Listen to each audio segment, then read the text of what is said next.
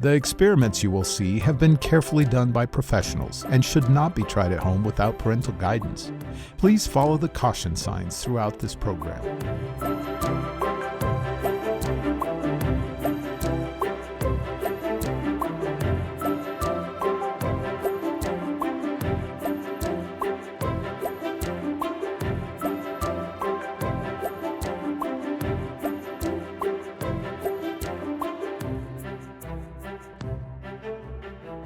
Welcome to Creation is Science, where we learn about a creator in some fun and interesting ways. And today I can't wait to see what we're doing because I think it's something with voice or music or something because I see a microphone. But I'm Aunt Francine and this is Professor Roy. Hi. And we have Allie. Hi, Allie. Liam. Hey, Liam, how are you? Good. Good. Aiden. Hi. Aiden. And Ethan. So what are we doing today? Well, we're going to talk about sound. In fact, we might even make some sounds. Ooh, that That'd sounds be like cool, fun. wouldn't it? You know, we need three things to have sound. Can you think of one thing? What do we need in order to have sound? Air. What's that? Air. Air. Well, so we need a medium, right? Something for sound to travel in, okay? We need two more things. We need the sound itself. We need a sound itself. Well, that's what we're getting Something to to with make the sound. We need something to make a sound, so we need something to vibrate, right? Now put your hands right here by your throat, but don't choke yourself. Now hum. Can you hum? Can you feel something vibrate? Yeah. Well, you got to put your hand at your throat. Can you feel your throat vibrating? Yes. So something has to vibrate, and we need a medium or something for sound to travel in. We need one more thing. One more thing. What's the third thing we need? One more thing in order to have sound. We need something to receive the sound. Did you bring your receiver today? What are your receivers? Our ears. That's exactly right. So we need three things. Let's see. Allie, can you get our sound spring, okay? And Ethan and I are going to join you up here. Let's see what we got. We've got a sound spring, and sound travels in the air. Yeah, just cut right on through right here. Thank you. All right, thank you. And you can go down there. Here, I want you to hang on to this and move back a little bit. All right, get your goggles right about ready. there. All right. Now, this is a spring, and we can understand sound just a little bit better. And let's go ahead and you hang on to this end right here. Move back a little bit further, right about, right, a little more, right, okay, right about there. Now, what I'd like to have you do is I'd like to have you, can you vibrate that spring? You go up and down and up and down and up and down, because sound travels in waves, okay? So they're making a little wave right here. Yeah, there you go. Keep going. This is great. This is great. Now, as a wave comes up, we call that the crest of the wave. As a wave goes down, we call it the trough. Or we could play jump rope. Would that be good? Yeah, so that's how sound travels in waves. Well, today we're going to be seeing some sound. Have you ever seen sound? Well, that's going to be fun, isn't it? Now, this is the sound spring, so what I'd let you have you do, okay, quit wiggling it, okay? Now, when I count to three, I'm going to count 1, 2, 3. I want you both to let it go at the same time. Are you ready? Here we go. 1, 2, 3, let it go. Well, who let go first? Ethan did, didn't he? Went over here. Hey, thanks for helping me. You can go back. And Allie, would you put that spring back for us, okay? Now, there was a man that lived a long time ago. Actually, there's been a lot of men that have lived a long time ago. But this man, he wanted to see sound. Have you ever seen sound? No. Well, today you're going to be able to see sound. And his name was Professor Rubens. Professor Rubens was from Germany, and he lived a long time ago, but he wanted to see sound. Well, today we can see sound. We can see sound because we have electronic equipment like oscilloscopes, and we can see sound waves, which is really cool. He didn't have electric equipment like that, so he built what we now call a Rubens tube. So this is our Rubens tube. We're going to be able to see sound produced from this Rubens tube. The Rubens tube is about 5 feet long, and on the end of the Rubens tube, I want to show that to you. On the end of the Rubens tube, can you see something shiny on the end of that Rubens tube? Yeah. Okay, would you pick up that tank so I can show it to the other group over here? Can you see something shiny on the other end? Can you see something shiny? Yes, okay.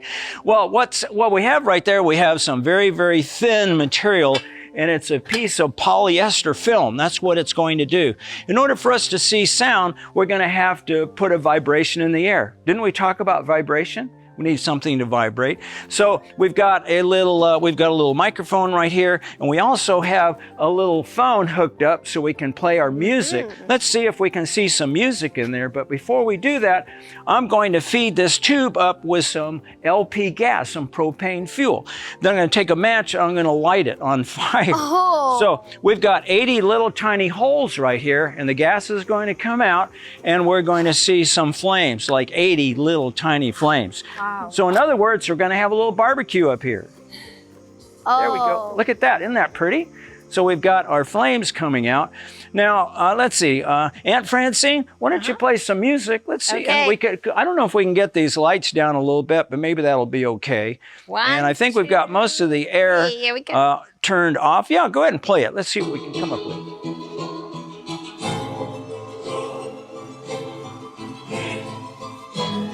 See how those flames bounce around? Yeah. That's pretty cool, isn't it?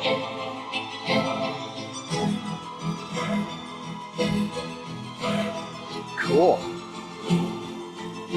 Okay, and if you'll cut off our music for us, now that's interesting. That's what some music looks like. But I'm wondering, I wonder what about a person's voice. Let's see. Let me see. Would I have anybody that would like to sing? You like to sing? Oh, well, come on over here. Come on over here. We have a microphone right here. And have you ever had, here, why don't you stand right here beside me right here. Have you ever had to wear safety glasses in order to sing? No. No. In fact, we have a fire extinguisher there too as well. Now, if I tap on the microphone, look what happens to the flames. Isn't that cool?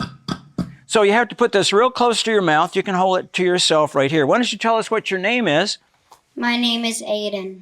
Okay, his name is Aiden. Did you see his voice in flames? Yeah. That's interesting. So what would you like to sing for us, Aiden? Jesus loves me. Okay, hold the microphone real close to your mouth, and let's see if we can see him sing for us. So let me adjust that about there. Okay, let's try it. Here we go. Yes, Jesus loves me. Yes, Jesus loves me. Yes, Jesus loves me. The Bible tells me so. Did you see his voice in flames? Yeah. Wasn't that exciting? I think, thanks for doing that for us. That's interesting to me. Now, and we can tap it right here. You want to tell us what your name is real loud? My name is Liam. Liam, that's interesting. Let's see your voice in My flames. name is Allie. Allie, okay. And my name is Ben. Isn't that interesting? We have Aunt Francine. You want to tell us what your name is? Hello, I'm Aunt Francine. Okay, what's your name? Oh, we already get there. Come on in, Ethan. What's your name?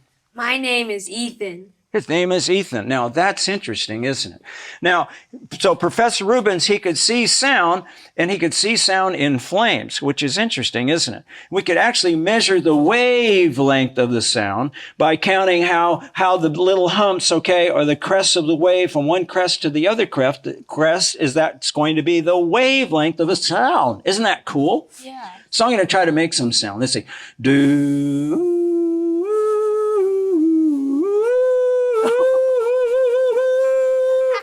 That exciting? That is. Yeah, that is really exciting. You want to try that? Huh? Like, ooh. What do you think? No, I'm good. No, okay. Who wants to ooh? Nah. Oh, you do want to? Okay, cool. Here we go. Put your microphone real whistle? close to your mouth. What's that? Can I whistle? I don't know. Can you whistle? Well, yeah. Oh, well, let's try it. Here we go. Okay, can you try a lower note? Can you try a lower note? A lower note? Not really. Not really. Okay, well, that's interesting, isn't it? You know that everybody has a different voice. No one has the same voice. Did you know that? Yeah. No one has the entire same voice. Well, you know what makes up your voice? What makes up your voice, guys? Do you know? You're not really. No? Do you know what makes up your voice? No. You have no idea? No. You know, our entire bodies make up our voice. Did you know that? Really? Your entire body, that's right. Your whole body. It's not just your vocal cords, but it's your mouth, it's your head, it's your chest, it's your whole body. Isn't that interesting? Yeah. I think it's very interesting. You know who knows your voice? Who knows your voice? God and Jesus. God knows your voice, doesn't it? Do your parents know your voice? Yeah. Yeah, and you know their voice, don't you? Yeah. That's exactly right. Everybody has a very unique voice. Now, that's interesting. Now, does anybody want to make another sound? How about another sound? Anybody? Ethan, you want to make a sound? Okay, come on over here. And you can do anything you want. Ah. Oh, cool. Keep going. Ooh. Ooh, that was an ooh. Did you see that? That was an ooh. That was really cool. Ah. Ooh. So it mostly only does. That's exciting, deep. isn't it? What's that? So it mostly does deep. Well, it happens to, it's the size of the tube makes the difference. If we had a different size tube, then it would pick up the higher sounds a little bit better or the lower sounds because it's only, it's only for that particular That's scale. actually which is pretty cool that interesting, too. the different tube makes the higher, either the higher go, a higher flame for the higher note or a low flame for a low note.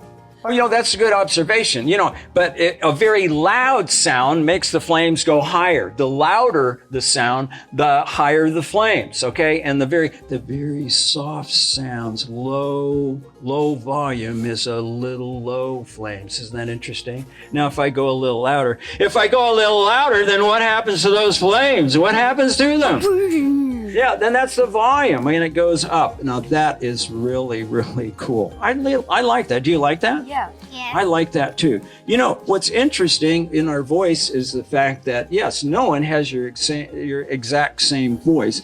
And you know, there is certain gases in the air. Do you know there's certain gases in the air? What gas do we need that's in the air right now? Oxygen. Oxygen. Oxygen, that's right. We need oxygen in the air. And you know, does oxygen have weight? Yeah, it has weight. Otherwise, it'd fly over up into space and we wouldn't have anything to breathe. Isn't that interesting? Yeah. But since the air that we breathe has weight, then it makes a difference when we talk because we're talking through a medium, okay, which is air. Air is transmitting right now, it's transmitting my sound, my voice is going right through the air. Hey, will sound travel in water? What do you think? Yeah. Yes, sound will travel in water about 4 times faster in water than the air. Did you know that? And it doesn't travel. You can't hear anyone in space Can't hear anybody in space? Why not? because there isn't any air for it to hear in like atmosphere. So if there's a lack of atmosphere or a vacuum, then there's no sound, which is interesting. Will sound travel in solids like brick and rocks and steel? Will sound travel in solids like that? Yeah. Yeah, it travels even faster than the air.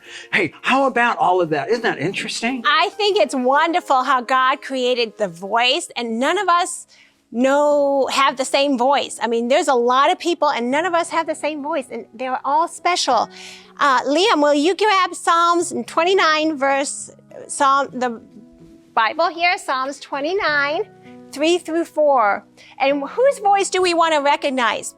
God's voice. God's voice. And you know, we know about Samuel in the Bible. How many of you remember little Samuel? And he didn't recognize it at first. Who ended up having to recognize the voice?